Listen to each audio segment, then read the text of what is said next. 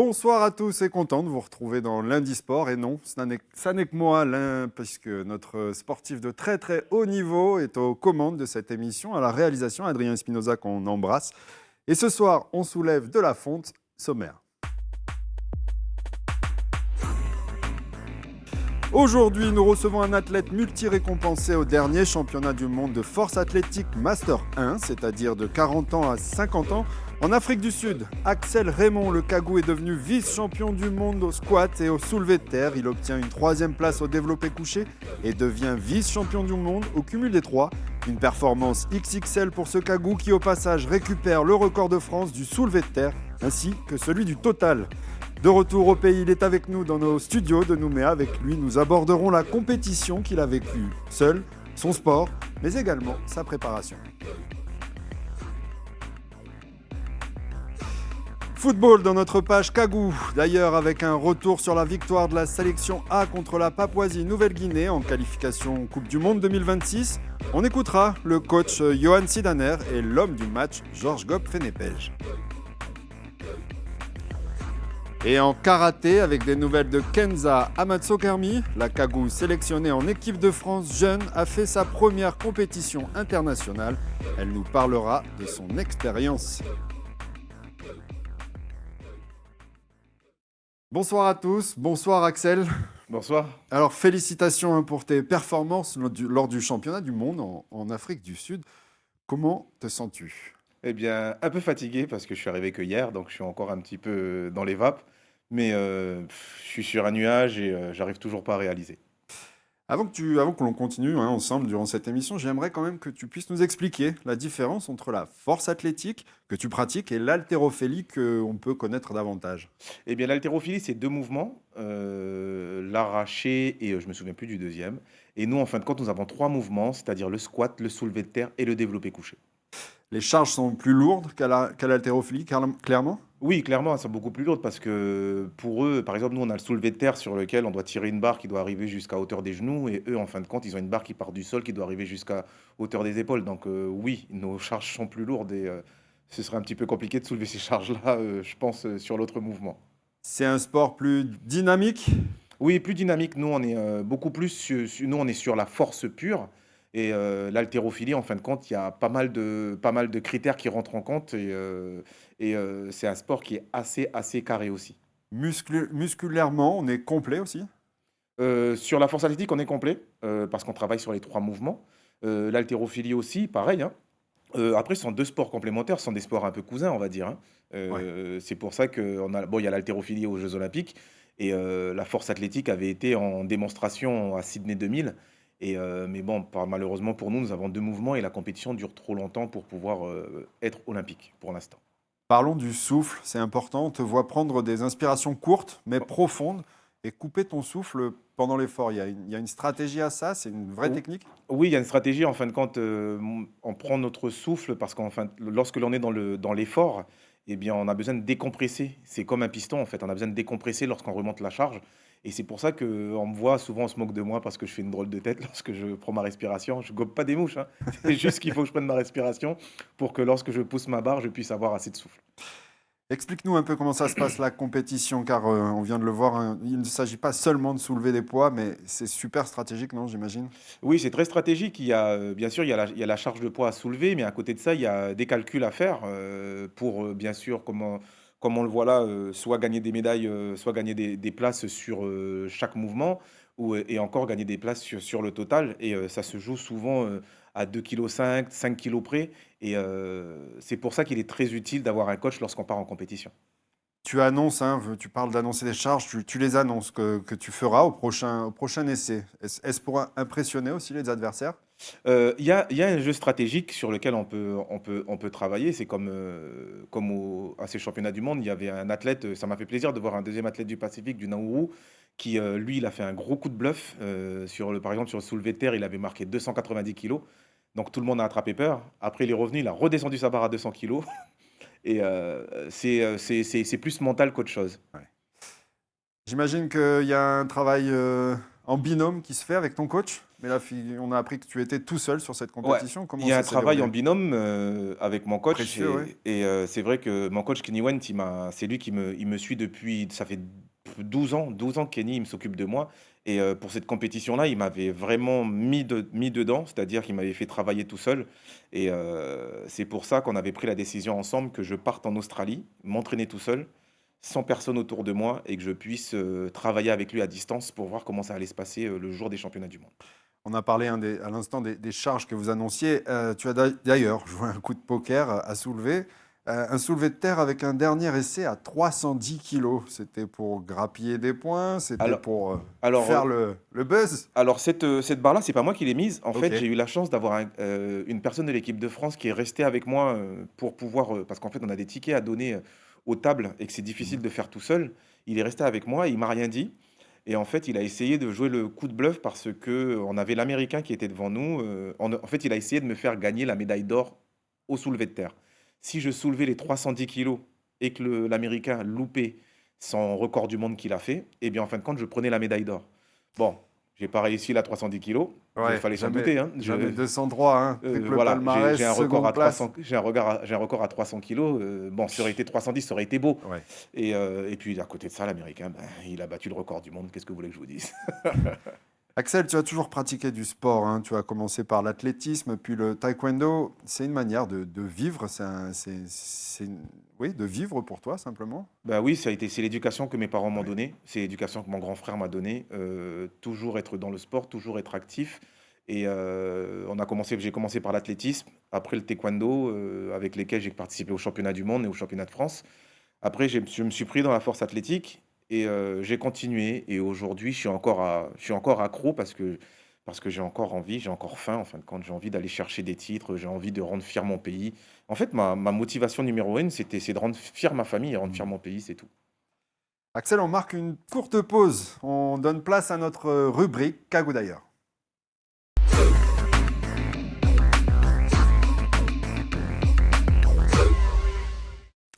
Du football pour commencer avec un retour sur la sélection A et leur victoire dans le premier match de qualification pour la Coupe du Monde 2026 face à la Papouasie-Nouvelle-Guinée.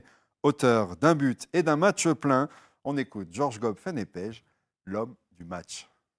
Oh ben voilà, je suis fier d'avoir déjà d'avoir gagné le match, le premier match, parce que voilà, c'est un début pour une très longue aventure et faire ça. Et vraiment fier d'avoir été élu meilleur joueur du match.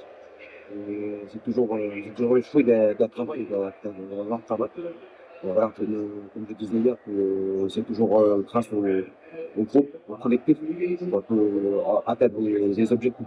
Mais en tout cas, je suis fier d'être été le meilleur joueur du match et avoir la victoire aussi. C'est aussi une grande fierté. Merci à toute l'équipe et merci aux dirigeants et merci à toute l'académie qui nous ont soutenus. Et nos familles qui nous ont soutenus par rapport aux événements, malgré les événements qui sont passés. Mais voilà, on est toujours là, on est toujours soutenus, on est toujours à faire. Merci beaucoup. Et écoutons à présent le coach Kagou, Johan Sidaner, fier de ses joueurs. Les gars sont allés chercher cette victoire qui était extrêmement importante pour bien commencer ces éliminatoires. Donc forcément, énorme satisfaction parce que le match était loin d'être gagné d'avance. Compte tenu également de tous les éléments contraires qu'on a dû affronter. Donc énorme satisfaction. Et bien dans tout juste un mois, déplacement du coup en Papouasie-Nouvelle-Guinée pour affronter dans un premier temps les Salomon. Puis 3 jours après Fidji. L'idée, c'est à l'heure actuelle, nous sommes leaders puisque nous avons un but de plus que Fidji. Il nous faut pour cela deux résultats pour espérer être dans les deux et espérer être en demi-finale. Il faudra, pour ceux qui n'ont pas forcément bien entendu, mais comme dit le coach, faire 2 bons résultats en novembre pour accéder aux demi-finales. Prenons à présent des nouvelles en karaté avec Kenza Amatsokermi, engagé au sein de l'équipe de France pour une première participation au niveau mondial en combat junior. Plus de 66 kilos sur 38 concurrentes de 38 pays. Elle termine 9e mondiale dans sa catégorie. Une très belle performance. On l'écoute. Alors cette année, j'ai intégré l'équipe de France et ce week-end, j'ai participé au championnat du monde. dans la catégorie junior plus de 66 kilos. Mon ressenti sur cette compétition, j'en retire que c'était une très belle expérience. Ça m'a permis de voir le niveau mondial. Je perds au deuxième tour contre la championne du monde. Et au repêchage, je perds contre une Turque. Donc je finis 9e dans ma catégorie. Je suis assez fière de moi, mais en même temps déçue parce que je visais plus haut. Mais je retiens que du positif de cette compétition. Et cette saison, je vais tout faire pour me resélectionner pour les Europes qui arrivent en février.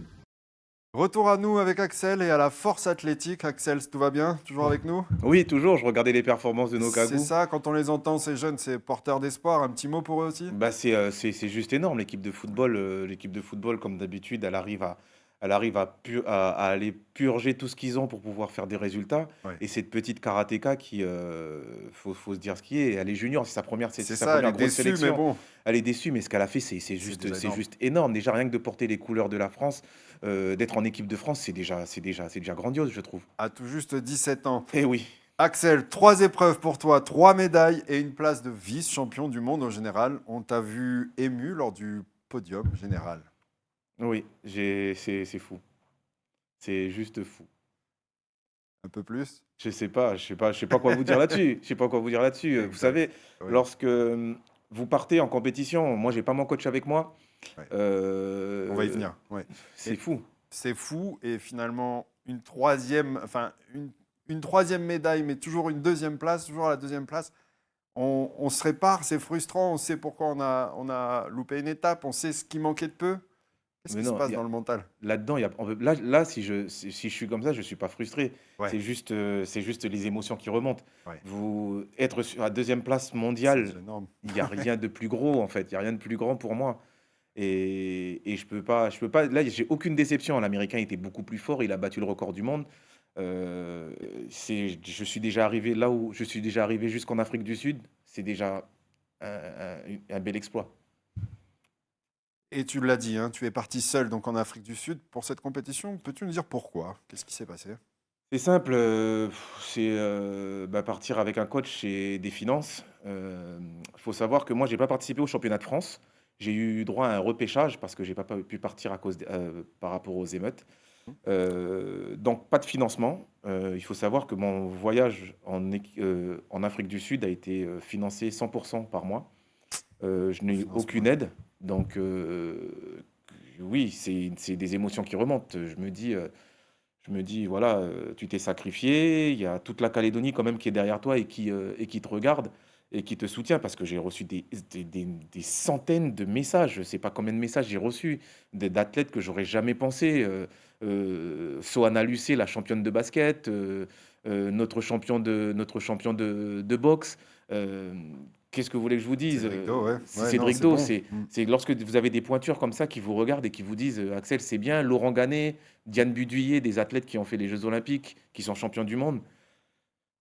Ça fait chaud au cœur et ça donne encore plus d'énergie. Ben oui, Mais justement, en termes d'énergie, on vient tous de traverser une période difficile. Hein, espérons que ça ne s'envenime pas plus. Raconte-nous un peu tes conditions justement d'entraînement durant cette période qui t'a contraint aussi, si j'ai bien compris, à ne pas participer au championnat de France. eh bien, déjà, ça a été très compliqué pour moi parce que je devais partir au championnat de France et avec les émeutes, il n'y avait pas d'avion. Donc, j'étais assis devant ma télévision, je regardais le championnat de France et je me suis dit, ah ouais, j'aurais pu faire champion de France. Donc, Ouais. après, à un moment donné, il faut relativiser. Et de là, en fait, on a réussi à avoir ce repêchage pour les championnats du monde. Mais de là, il fallait repartir. Pas de salle ouverte. La chance que j'ai eue, c'est qu'avant les émeutes, avant que le doc de ma famille brûle, j'ai eu le temps de récupérer mon matériel d'entraînement, parce que j'ai du matériel personnel. J'ai commencé à m'entraîner à la maison dans mon jardin et à distance avec le coach. Et après, j'ai repris les entraînements avec le coach et le coach a dû me faire faire un entraînement différent pour que je puisse remonter en charge plus rapidement parce que j'avais perdu de 92 kilos, j'ai descendu à 85 kilos. Et en fait, c'est tout ça qui a fait que j'avais cette envie de La niaque. faire Ouais. quelque chose, de faire quelque chose de Apporter, bien ouais. pour le pays. Et malgré ça, tu te qualifies au championnat du monde. Comment s'est passée finalement ta sélection en équipe de France? Eh bien, c'est comme je vous l'ai dit, en Mmh. fait, j'étais pas destiné à aller au championnat du monde. Un repêchage, ouais. En fait, pour les championnats du monde, il faut qu'il y ait 8 personnes dans les catégories, dans la catégorie hommes. Et s'il n'y a pas les 8 personnes, s'il y en a moins, on a le droit à 2 personnes dans une catégorie. Donc, dans la catégorie des moins de 93, le vice-champion d'Europe a décidé de partir et le champion d'Europe en titre, le français, n'est pas parti. Donc, j'ai pu être repêché. Et Tu au fil, as, ouais, tu as dû hein, t'expatrier une semaine en ouais, Australie pour finir ta préparation. j'ai fini ma préparation en Australie dans une salle de force athlétique où il y a des champions australiens, dans laquelle je me suis entraîné. Après, j'ai passé par plusieurs phases pour me préparer, hein. J'ai fait 2 jours en montagne à marcher, à me retrouver un peu seul. Mhm. Et aussi, un deuxième booster que j'ai eu, c'était aller retourner sur le site des Jeux Olympiques. Parce que ce site-là, pour moi, il est historique avec Cathy Freeman Tout qui à a fait. qui a allumé la flamme là-bas. Et surtout de retrouver, j'ai cherché pendant des heures, retrouver ces plaques commémoratives de nos Calédoniens qui étaient aux Jeux Olympiques. Et je me suis dit, il faut que j'aille voir ça, il faut que j'aille les toucher en fait. Parce que pour certains, c'est rien, mais pour moi, c'est énorme. Et je me dis que c'est peut-être là que je vais pouvoir puiser ma force. Tu es passionné par ton sport? Je suis passionné par le sport en général, parce que vous pouvez me poser la question sur n'importe quel sport aujourd'hui en Calédonie. Je suis un petit peu au courant, j'essaie d'être au courant de tous les sports, je me renseigne un petit peu partout. Et oui, je suis passionné par mon sport, je suis passionné par le sport en général. Je veux justement, pourquoi pas, montrer la voie et que les autres, les autres athlètes veulent faire comme moi. Montrer la voie, hein. Axel, tu es le 5e athlète calédonien en force athlétique à intégrer l'équipe de France. Qu'est-ce que ça représente justement pour toi? C'est juste génial de me retrouver dans ce club fermé, on va dire. Et surtout que je sais que dans les athlètes qui étaient en équipe de France, il y avait mes coachs. Ouais, j'ai envie de leur faire plaisir et j'ai envie de faire comme eux. J'ai envie d'être, comme je l'ai dit la dernière fois, j'ai envie d'être sur le mur des légendes, en fait. Tu bats lors de ces championnats du monde 2 records de France, le soulevé de terre avec 295 kilos. Tu deviens l'homme à battre. Tu en es fier? Le record de France du soulevé de terre, je l'avais déjà battu, Ok, ici. ok. Mais pour la validation, il faut qu'il soit fait soit en international, soit au championnat de France. Ouais, J'avais fallait tiré valider, 300 ouais. kilos ici. Et oui, je suis fier de ce record parce que, comme je le dis, le coach, il m'a bien aidé pour ça. Mais à côté de ça, je sais très bien que le numéro 1 français et le numéro 2 français, et que maintenant le numéro 2, je le connais bien. L'ancien numéro 1 français, je sais très bien que maintenant, je pense qu'il m'a un petit peu dans le viseur, je pense. Ça va être un sacré duel à venir. Est-ce que cette compétition est un déclic pour toi et pour toi, et te montrer à toi-même finalement que tu fais partie des meilleurs mondiaux et d'attraper l'or à l'international qui t'échappe encore? Je sais pas si c'est un déclic ou pas, Oui, parce qu'en fin de compte, comme je vous l'ai dit, je suis encore sur cette vague que j'y crois toujours pas. ouais. Pour moi, cette place de vice-champion du monde, pour moi, c'est une médaille d'or. Elle est même plus grande qu'une médaille d'or, en fait. Et c'est surtout, je sais pas comment vous l'expliquer. Pour moi, c'est surtout une grande fierté parce que pour ma famille qui entre guillemets subit tout ça depuis des années, ma femme et mes enfants, et puis aussi pour le pays. Le pays, je pense qu'il en avait besoin de cette médaille. Qu'est-ce qu'ils subissent dans le quotidien, j'imagine? Bah, dans le quotidien, c'est des entraînements tous les jours, euh, ouvrir le volet roulant et puis voir un rack de squat et des poids dans le jardin. Ça doit pas être très simple à gérer et à accepter. Mais à côté de ça, on sait très bien que c'est grâce à ça que je vis et que je respire.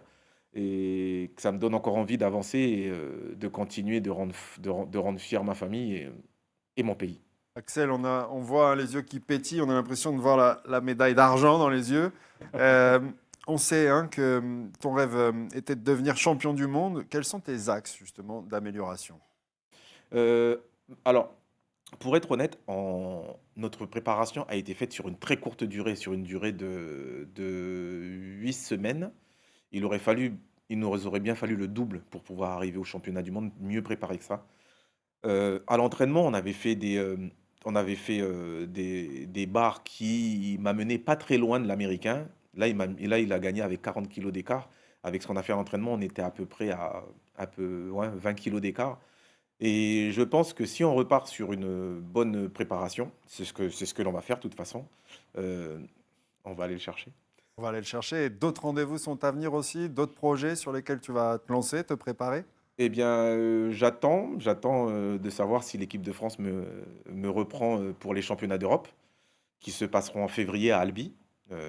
On espère, j'espère être sélectionné. Derrière ça, les championnats de France en juin. Et après ça, en octobre de l'année prochaine, je retourne à Cape Town, en Afrique du Sud. Je veux y retourner et je veux aller chercher ce titre de champion du monde.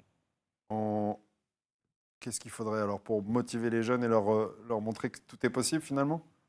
Qu'est-ce qu'il faudrait? Il n'y a rien, y a rien en fin de compte, puisque nos jeunes, ils le voient. Ils voient que tout est possible. Tout ce qu'il y a à faire, c'est juste pousser la porte de la salle.